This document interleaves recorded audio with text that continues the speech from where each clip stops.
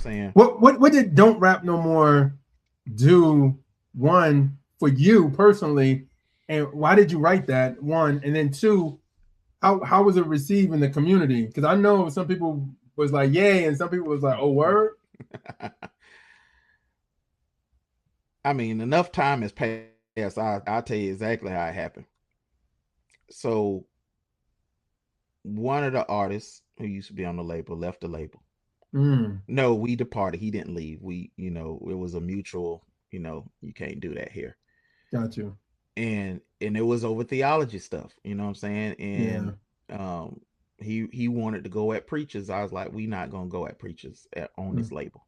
We're yeah. not gonna, if they wrong, that ain't not it's not this label's job to call them out. This label is to to point the lost to the cross and strengthen the found. Mm, We here to yeah. strengthen the people who is in the body and to find the lost sheep to bring them to the Yeah. body, right? But from his perspective, that was he like using that what you just said was like, well, we gotta protect the sheep from the people I'm about to talk about.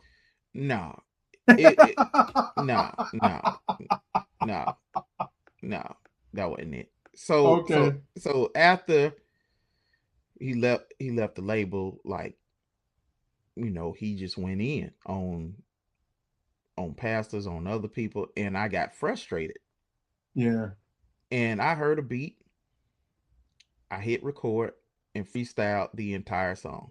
Mm, So when I heard the beat, the first thing that came out my mouth, if you ain't trying to win souls, put the mic down, don't rap no more. yeah. And I just repeated it. I like, that's the hook. And then I hit stop. I ran it back, let the hook play, and then hit record. Because if you listen to Don't Rap No More, the pace that I'm rapping, you could tell it's a freestyle. 2010, I'm going in. You know what I'm saying? Like, Yeah, yeah, yeah, yeah, yeah, yeah. new song, da da da da. Da da da da da da. You know what Yeah, I'm saying? yeah, Like, and I just went back and just started talking over the spaces that I was thinking as I freestyling. You know what yeah. I'm saying? So that, yeah, it came out of frustration and being received from the industry. Like, I remember the first. This is how I knew it was gonna skyrocket. I Yeah. was in Tallahassee. I did a tour with, it was me, Dre Murray, this guy named DJ Rain from Tallahassee, and was it Rama Soul? It could have been Rama Soul. So we did like a three city thing, Yeah. and we went to Tallahassee, and Dre Murray was by the stage, and I said, "Hey man, let." And me and him did some West Coast tours together, so we got kind of close. You know what I'm saying? And Yeah. Dre a good dude, and I said, "Hey, I'm about to do this song I've been working on. Let's see how it go." Like, it wasn't mixed or master. I said, "I'm gonna just do it because Yeah. Yeah. I Yeah. thought it was dope." And dude, when I did the hook, everybody in the concert went crazy. The DJ ran on stage and cut off the beat. Mm. Ran on stage, snatched the mic out my hand, and started jumping up and down, saying, "Did y'all hear what he just said?" Like, people would, like, Muggs was going crazy, and I've never had that type of reaction so far Wow. to a Yeah. song. And he was like, "We got to do that again." And and then after I did it, they was like, "You got to do it again." Wow. So I left that tour like, let me hurry up Put this out. and then I sent it to DJ Wade O. Yeah. The beat that it was, they had another beat. Yeah. Wade called me, was like, "This is crazy." He was like, "I'm gonna play it today." I was like, "Dog, it ain't mixed." He said, "I don't care. I'm playing it Wow. today." He said, "I'm Wow. breaking this record." So Wow. got another beat, and then it just exploded, bro. And that song, for Space Cherry Films, Yeah. rappers who didn't want to tell me the song was dope, Mm. they called Will and was like, "We want a video like that." Will got so much business from that one song. And another thing it did, that the music video, it it kind of brought together all the Jacksonville artists. Yeah, I E, seen that in the e, video. Yeah. Eshawn was still new to Jacksonville, so I invited him. I said, "Hey, come out here, meet all these people." Jay from Straight and Narrow, Phil, whole bunch of people was at C Straight, was there, like everybody was there, and it was like a moment that brought the city together to Yeah. do other things. Yeah. So that song did a lot, bro. And a lot of, I remember some guys out of St. Louis, they heard it, they was like, "Oh, you just rebuking the community." I was like, "That wasn't no rebuke. That was me saying," I said, "Is it about souls or not? Like, y'all claim it is until somebody actually be like, let's do it for Jesus." Yeah. Yeah. You know. But That's funny. yeah, it was crazy, bro. I want to ask you this story real quick. Did you? I think you told me this. I want. Did Flo Rida hear your stuff and like holler Mm-hmm. at you? Mm-hmm. Wow. He was going to a church in Miami that I used to go to and do concerts at all the time. Yeah. And the pastor showed him "Don't Rap No More." And he went to the studio, and he had a label at that time. I forgot what the label name was. And they watched "Don't Rap No More" on repeat for about an hour. Wow. So he went back to the pastor. He was like, "Can you call him?" So he got me. He was like, "Hey man, it's Flo." I was like, "Flo who?" "Flo Rida."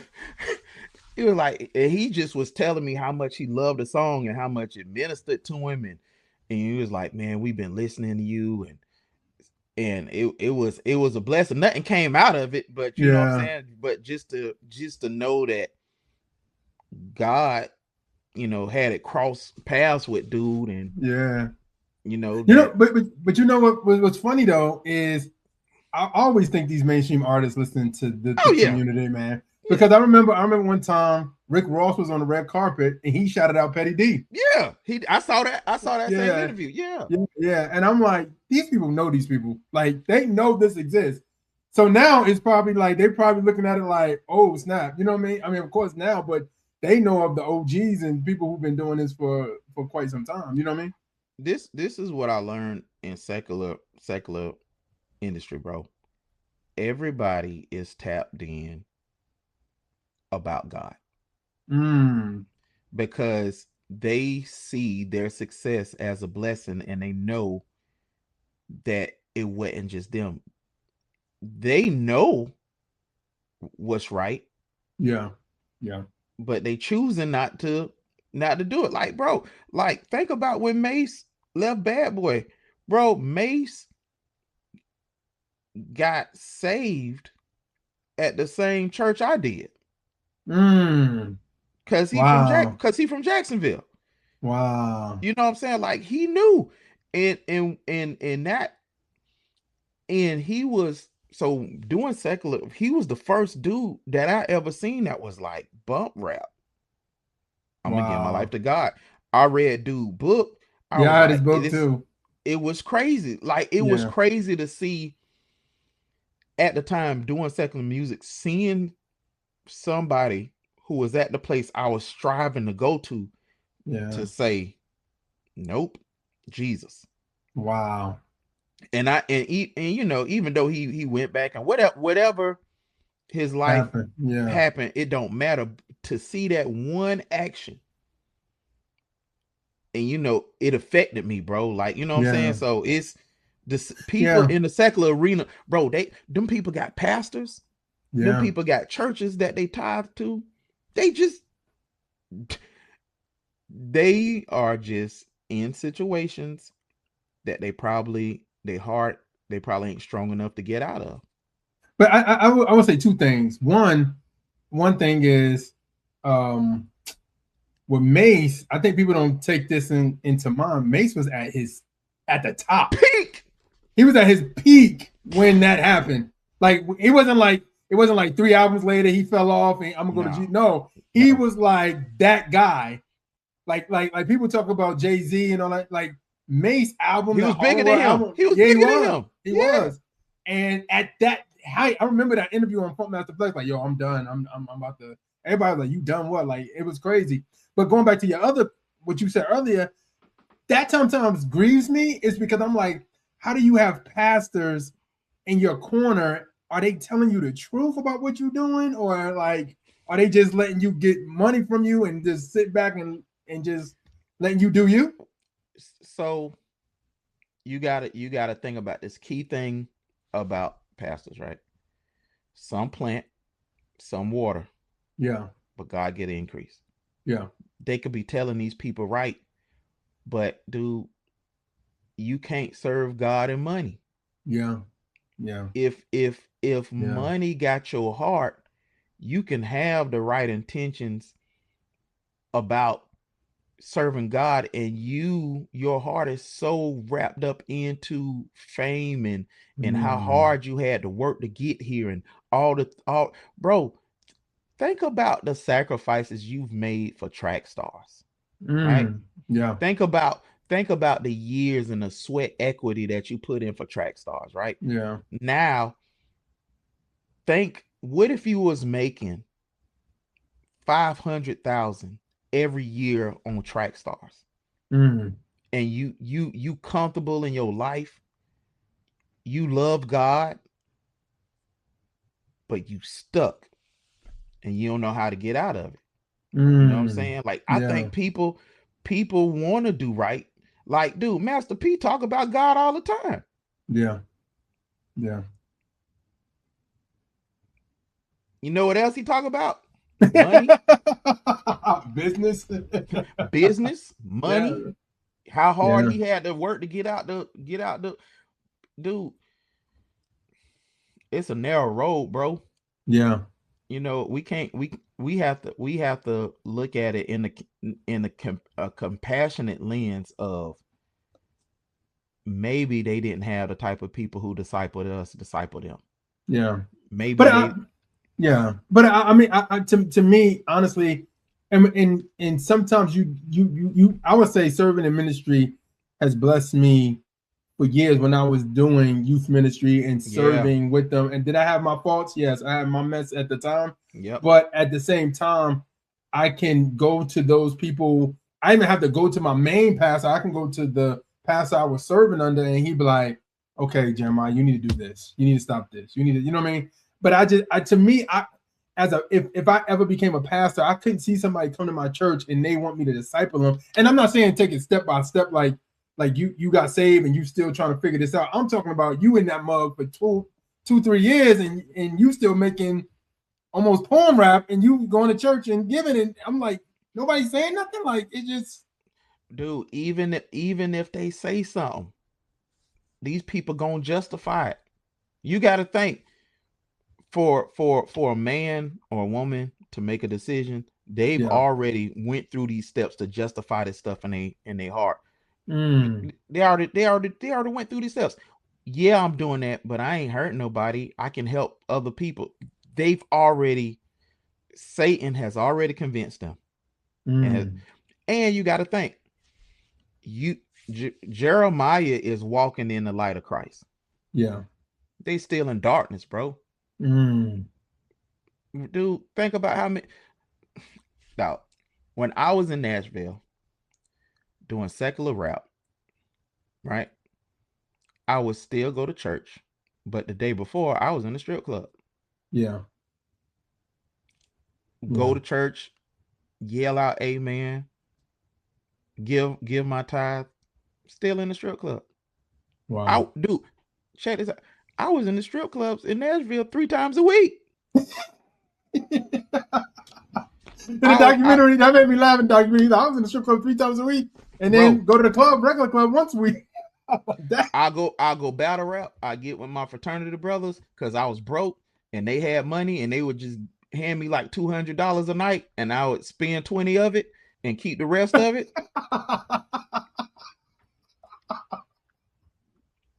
So Wow. so so I'm saying, like, Yeah. You could have a love for God and still be in darkness. Yeah. You Yeah. know what I'm saying? So Yeah. I don't think it's the pastors and the people that's trying to hold them accountable. I think, dude, I grew up in church, right? Gotcha. Still went the other way. Mm. I had so much word in me that even when I came out the club and somebody tried to witness to me, I would have more scripture than them. Mm. Wow. Wow. And I'm like, you And this is, and honestly, if somebody sees this, this isn't about judging them. no, Because to me, like you're, this is about having compassion on them that they in darkness, and yeah, it's our job to pray them out and to yeah, love them yeah, out that's of it. true. You know Yeah, what I'm that's saying? true. Like we Yeah, that's true. we're walking in the light. They're not. They're Yeah, walking in darkness and deception. yeah, And we have to be really mindful about how we think. We don't know what God is doing. You know what I'm saying? Like yeah, yeah, all the stuff Mace was yeah, doing, we know in the background how God was unraveling on his heart. You know what I'm saying? yeah, Like, yeah. But yeah, for me, it's not even them. I was more thinking about the pastor or like or the spiritual guidance in their lives. That's what I'm thinking about. Like, yeah. but like you said, we don't know what's going on in the background. They could Right. be getting And ministered to. It yeah, just that's may what be I'm a hard saying. situation to step away from. Dudes probably is telling their pastors, I know, I know I need to do right, but I just need to fulfill my obligations. Yeah, You know what I'm saying? Just yeah, they could be saying anything, bro. yeah, And then the shepherd job is to love and walk with them through it. Like it's yeah, not like they can yeah, abandon them like you're not doing right. We're gonna excommunicate you, you know what I'm saying, unless they doing, stuff to disrupt the sheep and all of that stuff. But yeah, it's their job to walk with them and try to love them out of it. yeah, And